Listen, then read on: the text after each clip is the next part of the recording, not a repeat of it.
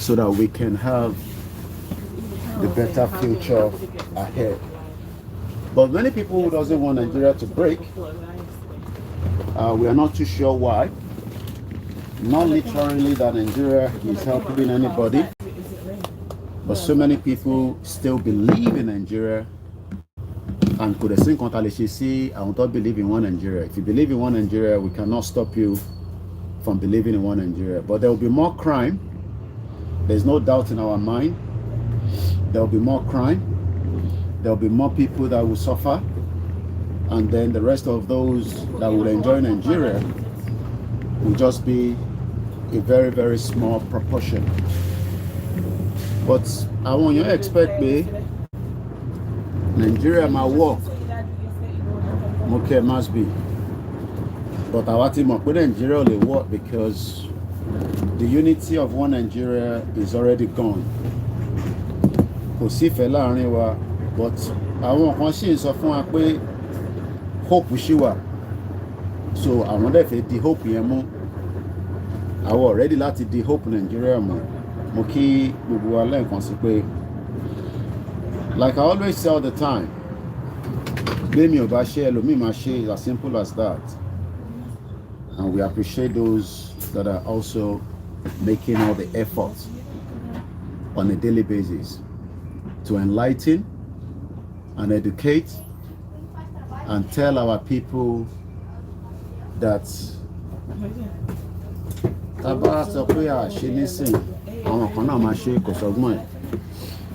but since we are interested in doing it, we will continue to take the word. Assalamu alaikum. Happy Tuesday. My name again is Olami Koiki. Everybody call me KOIKIMEDIA. Nigeria is at a really stressed situation. There's a lot of situation happening around the world. Polish Nigeria, I might be no so because I am not at home. I'm always on the road because I love to be on the road and even to be at home anyway. Lẹ́tà bàbá Akíntóyè la tún máa gbé láàárọ̀ yìí. Gbogbo tí bàbá Awólọ́wọ̀ fẹ́ nígbà regional government kò tí sí kankan nínú ẹ̀ tí àwọn olóṣèlú wá rí ṣe. All they've told us for the last 63 years is that they will work and Nigeria will be fixed. But everybody mọ̀ pé Nigeria will be fixed. Mo kí bàbá wa Kúnlé Ṣítà ẹ̀ka ọ̀rọ̀ sọ̀rọ̀. Tẹ́nì kankan bá ń sọ fún yín pé wọ́n máa fix Nigeria. So a máa ka lẹ́tà yẹn lẹ́ẹ̀kan sí. Mo fẹ́ tá bá ti ń ka lẹ́tà yẹn. Statement tí bàbá Akíntóyè send sí Bọ́lá Tinubu, the President of the Federal Republic of Nigeria. Whether we like it or not, Tinubu has started his government. But is he going to make any changes that would help Nigerians? I don't know. Nigeria is facing a lot of difficulties, and those difficulties are not going to go away anytime soon. So the problem that Nigerians face within 8 years.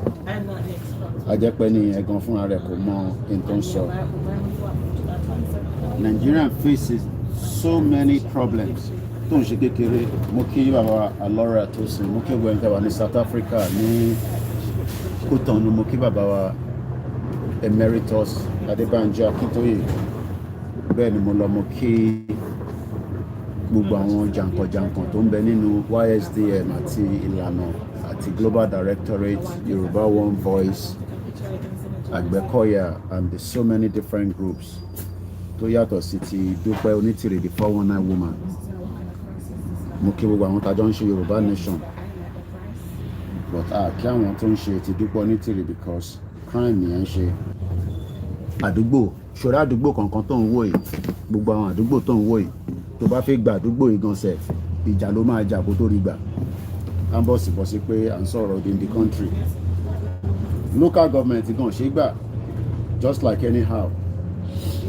Èmi náà ni wọ́n pè ní Koiki tí mo máa ń fi gbogbo bí London lẹ́ ń wò láìfẹ́ àdúgbò kan nílé ní London bí ṣe máa ń sọ fún yín ẹ má ẹ̀kọ́ sọ fún yín pé ẹ ti gba country nǹkan ń pè ní country kò ń ṣe nǹkan kékeré ní tó tóbi gan ni so gbogbo àwọn tó dẹ̀ wà láàbúrò tó ń support scamanja woman yẹn wọ́n mọ̀ pé kò ń ṣe báwọn ṣe ń sọ yẹn ni ó ṣe máa wáyé nínú country lẹ ti máa ní oríṣiríṣi àwọn tó máa ṣe different things ó dàbí pé àwọn ò mọ̀ pé mo kí ìyá tó bí mi lọ́mọ pé ẹ káàárọ̀ ẹ káàbọ̀ sórí ètò mo kí gbogbo àwọn ọmọ wa tó ń ṣe exam lọ́wọ́lọ́wọ́ kọ́lọ́run bẹ Elédùmarè jẹ́ kó pass mo gbọ́ díò kan láàárọ̀ yìí mo ṣe gbọ́ ní àìpẹ́ yìí gbogbo ẹ̀yin tẹ́ wà ń lé mo bẹ̀yìn bí èèyàn kan bá pẹ́ pé kó wá kóun rí ẹ àbí òun nídìí oúnjẹ àbí òun nídìí kankan má lọ kidnapper ti pọ̀ níta nísìnyàn ìyá kan wọ́n kidnap ẹ̀ mo ṣe gbọ́ díò yẹn nísìnyí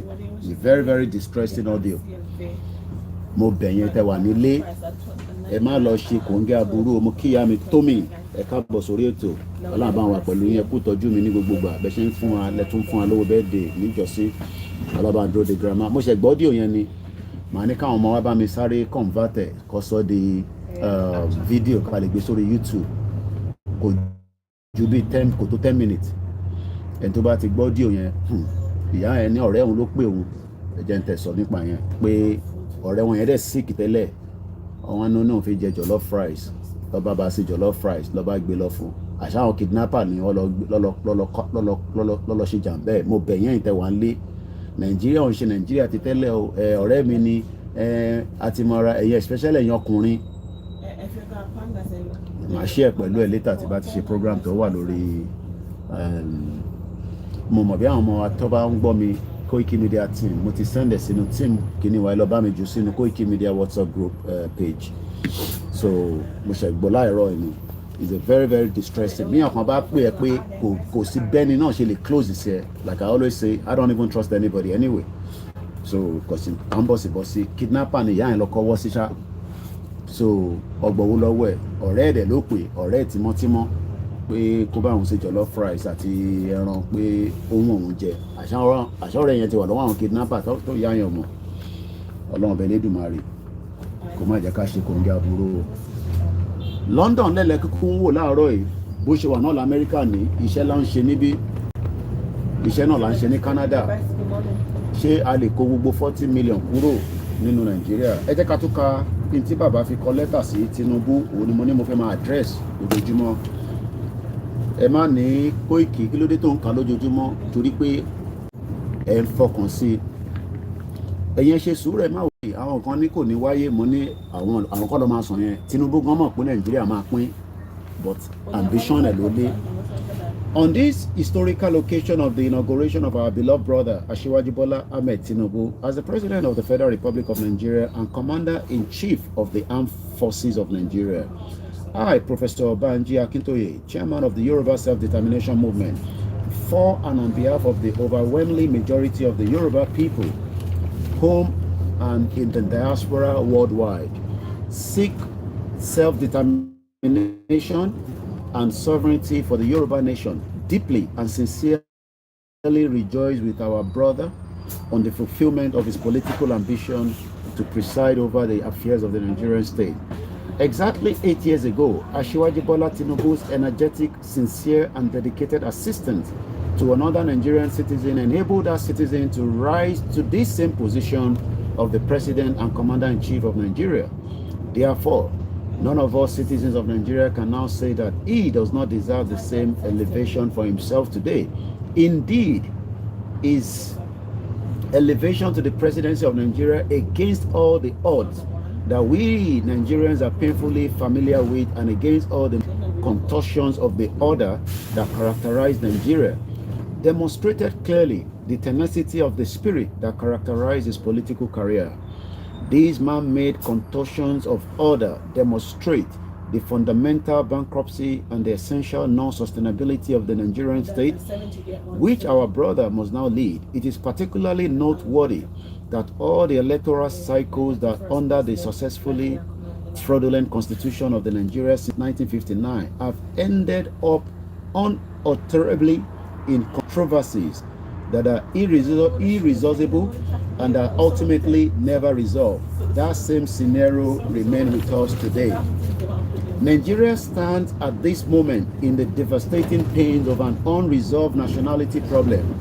As a highly perspective leader of another African country remarked recently, the nations of Nigeria hate one another, and the hatred has steadily escalated since independence, and yet political leaders of Nigeria strangely choose to keep Nigeria as one country.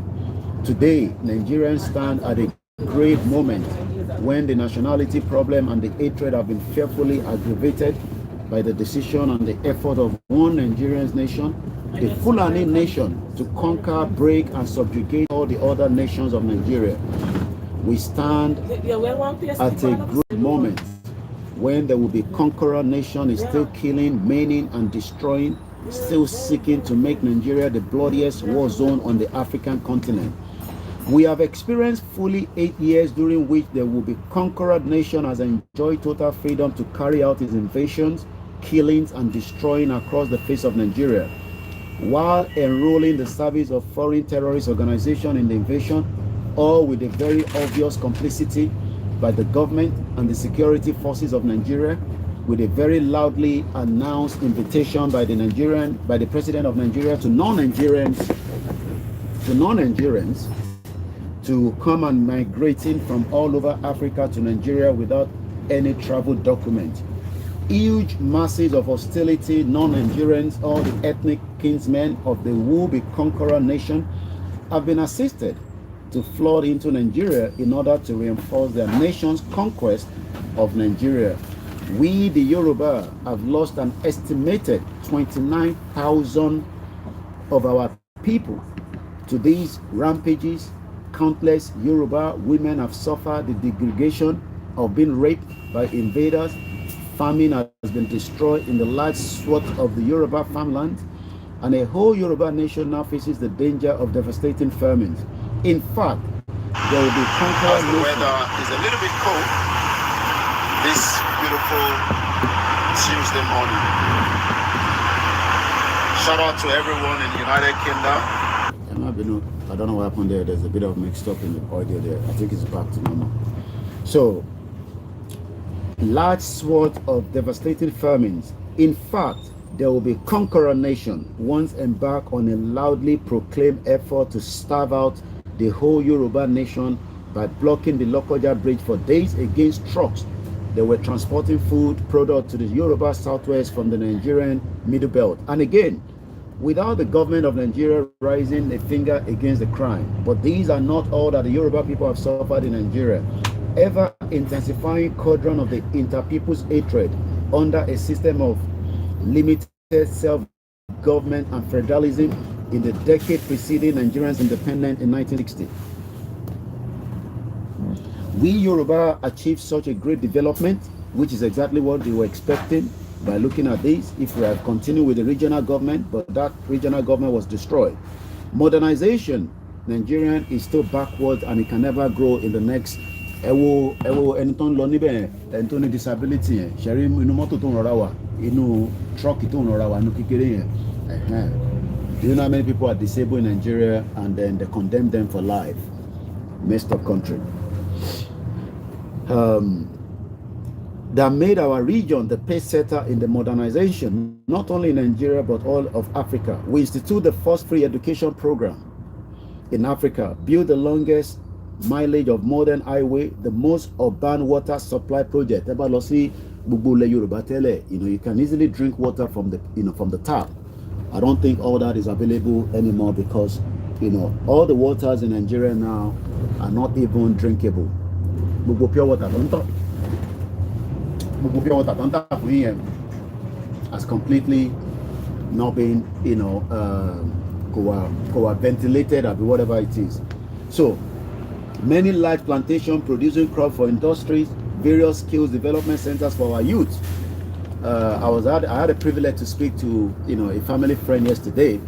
Only the future of our is completely gone. This person has a very good job. Not one sorrow. Also for me, on our training country government man on one local. So man select in gbogbo state. I'm not going to give you the background of Ibitani Yatin. It's a very sensitive job he does in Nigeria. So, Mwam bi wọ́n pé how many weeks lọ máa ń lọ fún àwọn training yẹn. Wọ́n ní tó máa ń ṣe ni pé torí kó má bàa san owó tó pọ̀ fún wọn. So, wọ́n máa ń squeeze àwọn programs yẹn. So, training tẹ́ kọ́ lọ fún 2 weeks torí extra code tó máa san fáwọn staff tó ń lọ fún training yẹn. Wọ́n máa squeeze it sí bí i 4 days. I'm sure some of you understand how this thing works. And anything you should train in 2 weeks, they want to compress it in 4 days. How do you then let the person understand and this is a very, very sensitive job. Like I said, I'm not going to go into details. I have a lot of people that have different things they are doing in Nigeria.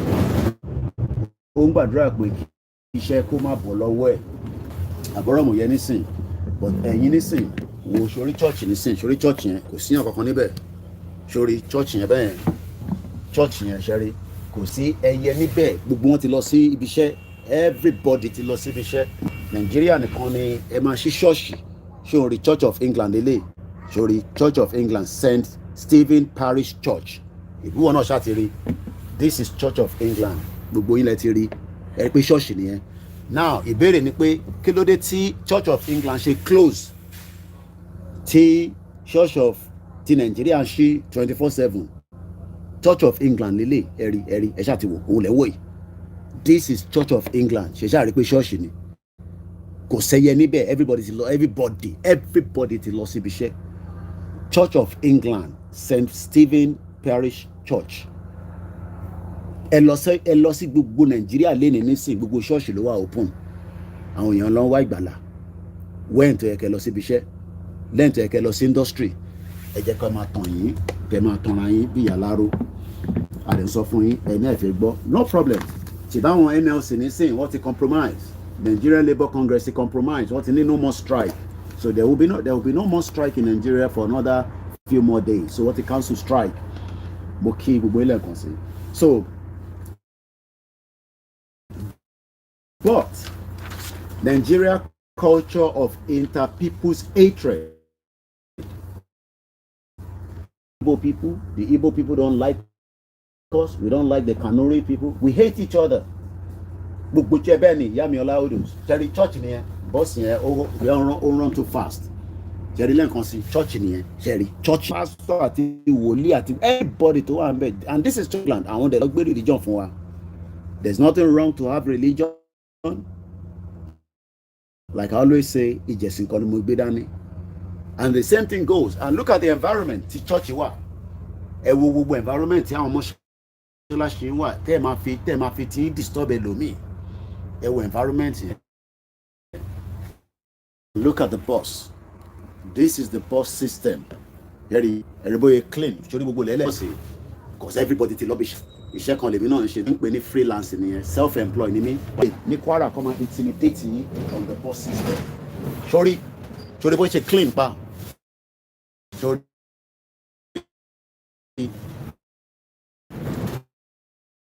This is the system that fẹ́ kò ṣe pé kí wọ́n gbé transportation fún individual kí individuals continue with the Babakido's letter.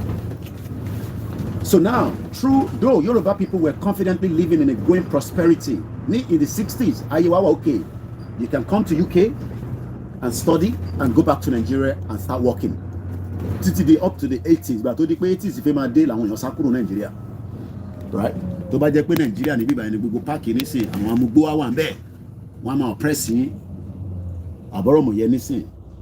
And this is the reason why we are saying that, that's why I have to keep showing you this all the time, so that you can, and don't expect this development in Nigeria in the next 300 years, okay?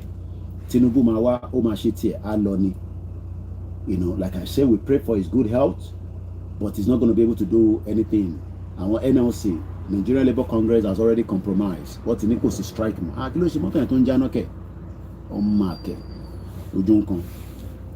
the 60s, Ayewawa okay there. Gbogbo àwọn tí wọ́n tọ́jú ní in the 60s, wọ́n mu mílíkì, wọ́n jẹ sardine, wọ́n jẹ bread. Ṣùgbọ́n àwọn tó wà nínú mọ́tò tó ń wò Tenfield yìí, àwọn ọmọ tó ní a bit of challenges tó ń gbé lọ, àwọn náà gbọ́dọ̀ lọ sí school. Àbúrò mi yẹn nísìn. But unfortunately, it doesn't work like that. Ambulance tó ń wò nísìn, ó lè ní appointment tó wá gbéyàn nílé ni. These are all the things that we are saying to our people, but our people are so stupid at home. marabot Fúlàní ti bàtàyé yín jẹ́, ògùn Fúlàní wọ́n ti fi ògùn Fúlàní wọ́n ti fi mú yín mọ́lẹ̀, wọ́n ti fi gbáyé yín. Iye tó yẹ kó jẹ́ kí làákàyè yín kó ṣí kò lè ṣí.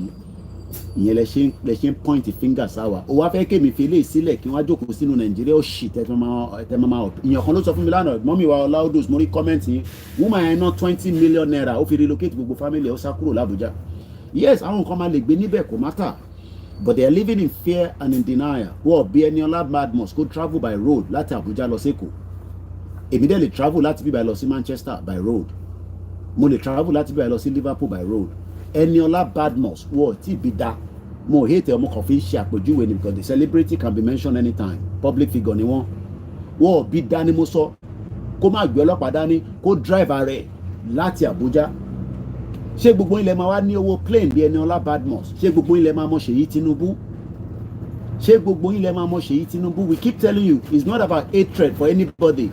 It's about the system that we are concerned. System yẹn ni kò ṣiṣẹ́. System yẹn la wà concerned about. System tó yẹ pé ọmọ kékeré ò lè lọ láti bíbá síbẹ̀ yẹn. Gbogbo èèyàn ti wà ní school nísìn. Everybody ti wà ní class. Ọmọ tó bá sí ní class ní wákàtí, ajẹ́pọ̀ ọmọ yẹn ó ní another activities tó ń ṣe. So why are we all lying to each other? You know, mo rí Davido ó gbé Mercedes wá, celebrity ni, ó lówó ẹ̀ láti rà á ni, but kò lè drive bí Davido dá kó drive Mercedes yẹn fún rẹ̀ kó gbé lọ sí Ọ̀ṣun state. Bí dá ó gbọ́dọ̀ kọ́ ọlọ́pàá dání, ó dẹ̀ gbọ́dọ̀ gbó sójà dání, ó dẹ̀ gbọ́dọ̀ ní owó tó pọ̀ tó máa fi bribe gbogbo ẹ̀yin ọmọ ọ̀tá, ẹ̀yin tó ti sọ́dọ̀ ọmọ ọ̀tá torí ẹ̀ kì í ṣe ọmọ ọ̀tá. Davido ò lè gbé Mercedes tó ṣe dé yẹn. I love the Mercedes, a very beautiful one, mo like colour ẹ̀. But ṣé gbogbo ilẹ̀ máa lè ra Mercedes? Tó bá wà lè ra Mercedes, ṣé o lè jókòó sínú bus bí Koiki náà kí wọn náà wà nínú public transport? Bẹ́ẹ̀ mi náà ṣe jókòó yìí, bẹ́ẹ̀ mi náà ṣe wà nínú public transport yìí, nínú public transport ìta wò níta yẹn ti tó ẹ̀ wojú tèmi náà díẹ̀. Kí wọn náà wà nínú public transport bí Koiki náà ṣe wà nínú public transport yìí, àbọ̀rọ̀ mọ̀ yẹn nísìn. Kí wọn náà wà nínú public transport, bẹ́ẹ̀ mi náà ṣe wà nínú public transport. Kò ń ṣe gbogbo ala máa ní mọ́tò, kò ń ṣe gbogbo ala máa kọ́lé, kò ń ṣe gbogbo èèyàn ló máa kọ́lé, forget it. Gbogbo ala máa kọ́lé yẹn rọlẹ̀ pa, ilé ò ṣe dandan gbogbo láti kọ́lé. But irọ́ lọ́pàá fún yín, they've told you lies for years. Wọ́n ti fi irọ́ lọ́ fi pinlẹ̀ Nàìjíríà. Wọ́n ti fi kíni? Wọ́n ti fi irọ́, wọ́n ti fi pinlẹ̀ Nàìjíríà. So Nigerians are now used to lies. So àwa tá wá ń sọ òtítọ́, wọ́n ní ká shut up. What do you understand? Ṣé gbogbo wa la máa lè ní sójà tó máa gbé wa káàkiri? Mo ń béèrè ní o. Ṣé gbogbo wa la máa ní sójà tó máa gbé wa káàkiri? I move with a lot of my device when I go outside. You know, money full driver license, but mo refuse láti ra mọ́tò. Ẹni bá máa gun mọ́tò ní UK, ó wọ̀n. Tó bá dẹ̀ máa ní mọ́tò o láti ní for a purpose. Kò mọ́tò ń ṣe tí yàn kọ́ máa ní mo fi lọ ra mọ́tò. When there's a public transport that can take me from anywhere. Tí bá dẹ̀ ní the audio didn't clean up. Clean up. Àbúrò mo yé nísìn. But you are living in denial. Irọ́, wọ́n ti fi bá ti Nàìjíríà jẹ́. Everybody máa wá jí láàárọ̀. Everybody ń wá miracle. How can you be looking for miracle? Miracle kọ́ ló máa solve problem tó wà nílẹ̀. Àwa la máa sọ pé no, we have had enough of this messed up country that is taking us backwards. And it has literally taken everybody backward. Nigeria is taking everybody backward. If anybody say Nigeria is taking you backward, then come and tell us. Nigeria is taking you backwards. It has taken everybody backwards. The audio should be fine now. So audio and láti work in this thing. I've removed the your AirPod here. So everybody lives in denial. You know, kò ṣe gbogbo ala máa kọ́lé. Kí lẹ fi para yín fún pé gbogbo gbọ́dọ̀ kọ́lé dandan gbọ́dọ̀ kọ́lé ni. When you have a society where what you kọ́lé fún yín, you go and rent. Government máa kọ́ tiẹ̀. Mo rò pé government kọ́lé kankan mọ́ tó favour aráàlú. Only God knows ìjọ tó ti kọ́lé gbẹ̀yìn.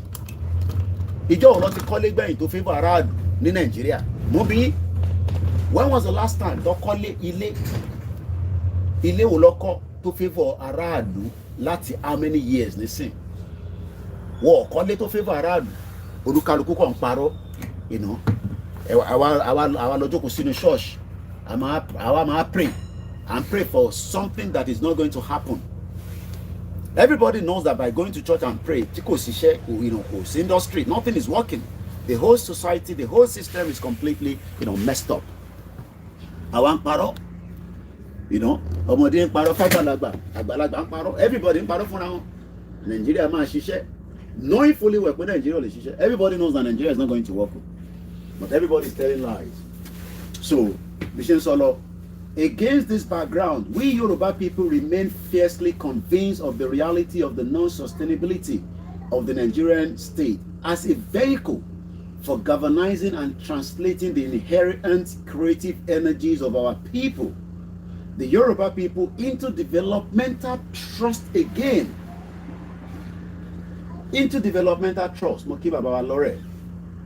Bẹ́ẹ̀ ni àwọn èèyàn rò pé mọ́tò tó easy ni. I have a full driver license. Clean. Mo ti ṣe fídíò ẹ̀ fún yín rí. Mo ti fi wọ̀nyí. Mo ní point ẹyọ kan. O fi ìpè láti máa wa mọ́tò. O rò pé tó wa mọ́tò easy láti máa wa mọ́tò ni. A máa san insurance over £60 every month. Tó o bá ti ní insurance tó bá bí bàbá ẹ̀dá tó sọ pé láti Nàìjíríà kó lo àfọ̀ṣẹ kó jókòó sínú mọ́tò yẹn kó drive kó ọlọ́pàá dẹ̀ dúró kó sọ fún ọlọ́pàá pé kó má bínú.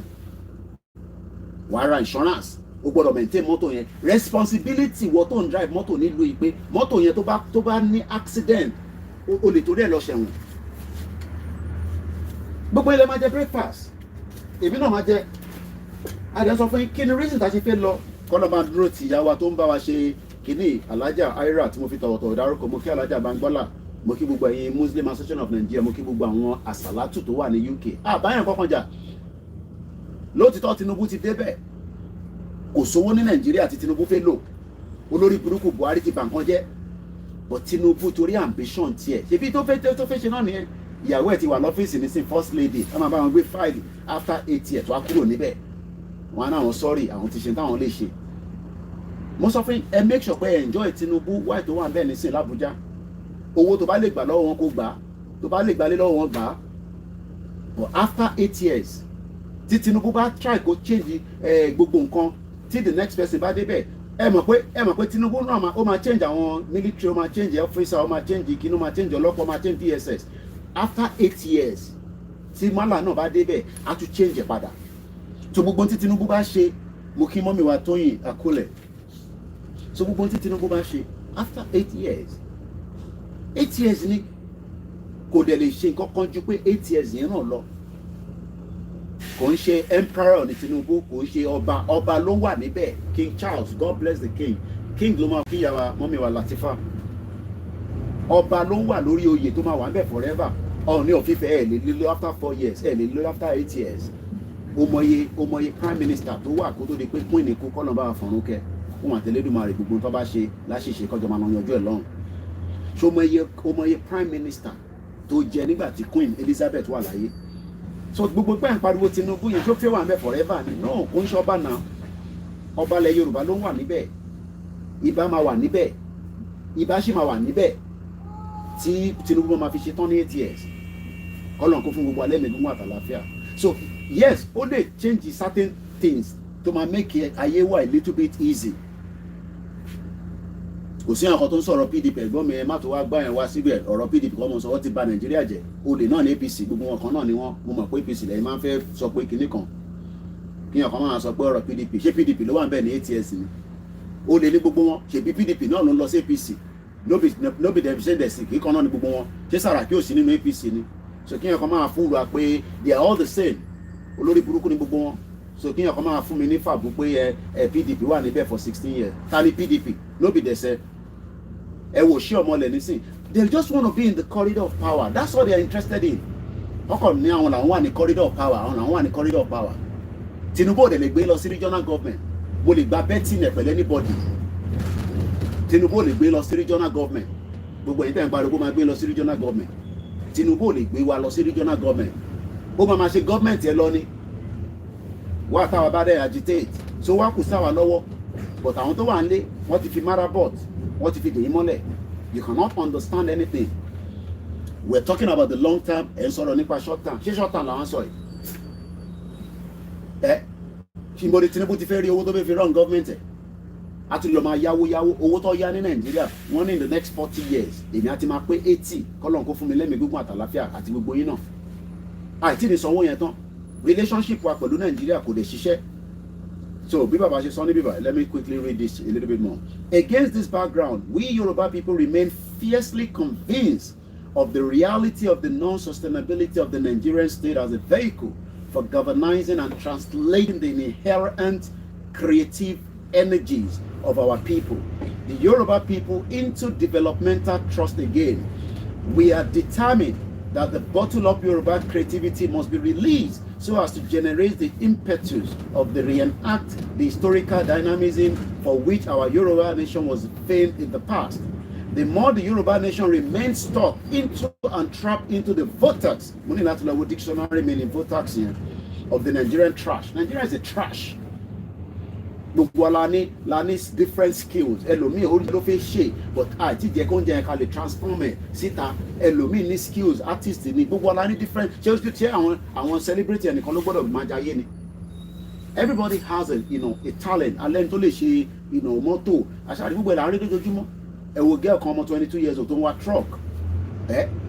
So everybody has different talent, but the more tá bá wà nínú that trap of the vortex of the Nigerian trash, mo mọ̀ pé òyìnbó tó lò yẹn òyìnbó tó ní mínì kan ni VORTEX, X for X-ray, vortex.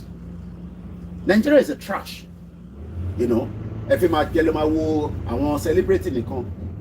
Mo dẹ̀ sọ fún yín, like I said in the beginning, bí èèyàn kan bá pè ẹ́ pé ọ̀rẹ́ òun kidnapper, audio kan ṣẹ̀ jáde láàárọ̀ ìyá yẹn wọ́n kidnap ẹ̀, ọ̀rẹ́ ẹ̀ ló pè kó mọ̀, ọ̀rẹ́ ẹ̀ yẹn dẹ̀ ti sick tẹ́lẹ̀ wọ́n náà fi jẹ jollof rice, wọ́n wá sí jollof rice fún wọn gbé lọ sọ́nà bí àsùrù rẹ̀ ló pè bẹ̀yẹn àbántóní. Nígbà tó gbé débẹ̀ báyìí ni ìyá yẹn realize pé ọwọ́ àwọn kidnappers ló wà. There's a lot of different kidnappers out there, so you got to be very careful, and that's why I don't even trust anybody anyway. So and we're going to end the program very soon. So again, move a little bit swiftly. Accordingly, we Yoruba people state categorically that the political realities of one Yoruba presidency over Nigeria cannot possibly alter the continuing bondage on and retrogression of the Yoruba people and the cauldron. As so many cauldron ní ẹlànà, ó dàbí ìgbà kíyàn gbé omi gbóná kaná, àbí kíyàn gbé omi kaná kó wá máa hó, kó wá tọwọ́ bọ̀. Nigeria ti twist, ó ti bend, kò sí nǹkan kan tó ń ṣiṣẹ́ mọ́. Our diaspora la wọ́n fund in Nigeria. Tinubu gan ní sin wọ́wọ́ diaspora nísìn láti lè fi run ní Nigeria because kò síbi tó ti fẹ́ rówó. Yoruba presidency, so àwọn èèyàn fi pé torí pé Tinubu ti débẹ̀, mo wà lórí Twitter láàárẹ̀ NLC wọ́n ti cancel strike. Okay, understandable. Wọ́n ti cancel protest, but ẹ̀yin lè máa lọ máa rẹ́pò now. You'll be buying the black market because epo ní wálẹ̀, subsidy has been removed. Well, they prepare for subsidy yẹn for a very long time. Àwọn olórí burúkú olówó dẹ̀ ló jẹ subsidy. Ibi wọ́n láàrin wọn, mo kàn fi máa dárúkọ àwọn ọmọ wọn níbi báyìí ni. Ibi gbogbo láàrin tán ra Lamborghini fáwọn ọmọ wọn.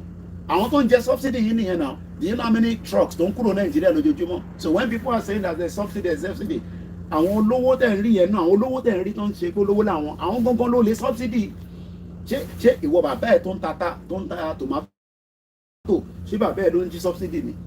Mo ń wo tòǹpólò lánàá lórí Arise 16 points ló wà nínú ẹ mọ̀ pé bíbá ní pipe nísìn, pipe epo lélẹ̀ tẹ̀ ń wẹ̀ èyí dẹ̀wà lókè ẹ̀ lérè. Ok, ká imagine pé pipe epo lélẹ̀ pipe epo lélẹ̀ wọ́n wá connect 16 volt wọ́n connect ẹ̀ mọ́ wọ́n dẹ̀ ti ń jí epo yẹn for 9 years.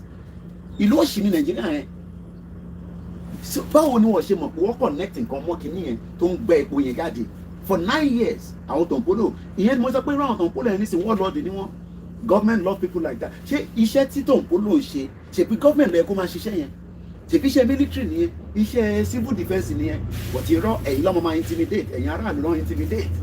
How can they say that 16 wọ́n connect 16 points mọ́bi tó ti ń gba epo ní Nàìjíríà lórí one escavbrot àbí kí ló ń pè kíní yẹn? The Yoruba nation will never ẹgbọ́n bí wà dáadáa ní ever submit ara wa for citizenship of Nigeria nítorí pé Tinubu wà níbẹ̀. We will continue to tell you that the Yoruba nation is the only solution and the final solution. The Yoruba nation will never submit itself to its ending citizenship in Nigeria that is irretrievably. Tó bá sọ pé nǹkan irretrievably lè dá Nàìjíríà padà síbi tó wà even up to the 1960. Gbogbo ẹni tẹ́ ń wá regional government lè rí ẹ̀kọ́ máma analysis ni analysis náà lọ ti ṣe ní Nigeria for the last 63 years. Ìlú òṣì every day everybody go to come ẹ̀fẹ̀ ká máa ṣe analysis. Nigeria will be great. Nigeria will be this. Kiti Mori Tinubu tó lọ sí NSC office. They are all criminals. Ambition tí ẹlẹ́dẹ̀ òun lé ó dẹ̀ ti rí ambition ẹ̀. Àwọn kan máa jẹ níbẹ̀ confam nìyẹn. Àwọn kan máa dolówó lára ẹ̀. Òun rẹ̀ lè mọ gbogbo tó ń lọ láyé lẹ́gbẹ̀ẹ́ òun.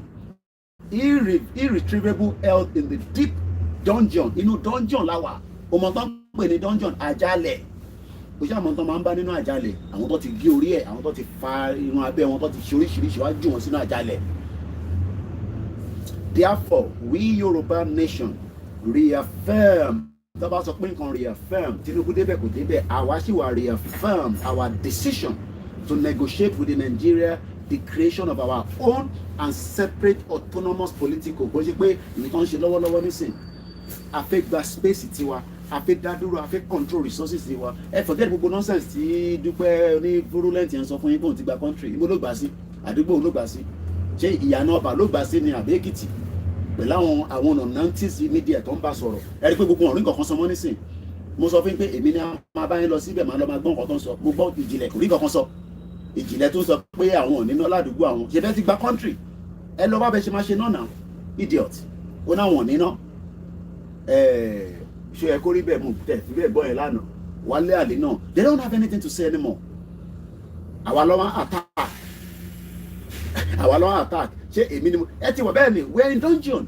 Ẹ ṣe jàre mọ́mí wa Latifa inú àjálẹ̀ ní gbogbo wa wà àtẹ̀mí àti wọ́ because èmi ò lè wá Nàìjíríà ní sí ti bá wá Nàìjíríà ní sí èyí tí mò ń ṣe wọ̀ fẹ́ kí n ṣe ìtàfínlá yín lójoojúmọ́ ọ̀fẹ́ ká sọ fún yín inú àjálẹ̀ ní gbogbo wa wà. So a dẹ̀ sọ fún yín pé system tá a máa fi lọ wọ́n wá béèrè pé system wo la fẹ́ fi lọ yes a fẹ́ negotiate because ní bọ́tà fẹ́ fi bá gọ́ọ̀mẹ̀ntì jà dẹ̀ fẹ́ jà so we have to negotiate and therefore we Yoruba nation reaffirmed our decision to negotiate. Everybody know good. Má listen sáwọn ìyá your brand gbogbo àwọn nonsense yẹn àjàkára gbogbo àwọn jòló àwọn jàgbàjàgbà yẹn. Àwọn ṣé bí ó ṣe operate l'Amẹ́ríkà ni wọ́n lọ́fẹ́ operate. Ṣé àwa nìkan la fẹ́ ṣe gọ́ọ̀mẹ̀ntì yẹn ni? Òun máa mú adelé wá. Ó kọ̀ akọ̀ lọ select àwọn kan. So Dúpẹ́ kọ̀ rò pé òun máa jáde òun akọ̀kọ̀ àwọn kan wá gbélé wa lórí. Afọ́gòmọ̀ yín lórí ni. Afọ́ ìgòmọ̀ yín lórí. Ṣé bó ṣe máa work nìyẹn? Àwa gan táwọn pé a fẹ́ Yorùbá nation gan sẹ̀ a gbọ́dọ̀ kó gbogbo wa papọ̀ ni ìyẹn la ṣe ń sọ fún àwọn olóṣèlú wa pé ẹ má ẹ kó dìgbà tí ó máa di ọ̀rọ̀ IRA because nídìí gbogbo yẹn ilé ayé ti lajú 30 years ni àwọn Irish fi bá UK jà kó tó di pé wọ́n lọ so nírí jù bẹ́ẹ̀ lọ gbogbo ẹ̀yìn èèyàn wa mo kí gbogbo wa lẹ́ẹ̀kan sí orúkọ tèmi náà ń pè ní Ọláyọmí Kóìkì a tún máa pàdé ní aago mọ̀tẹ̀wá gomi jáde ṣá ní 11 o'clock lórí Star Radio UK. Love you so much. I'm checking out now. KOIKIMEDIA, bringing the world closer to your doorstep. Bye for now.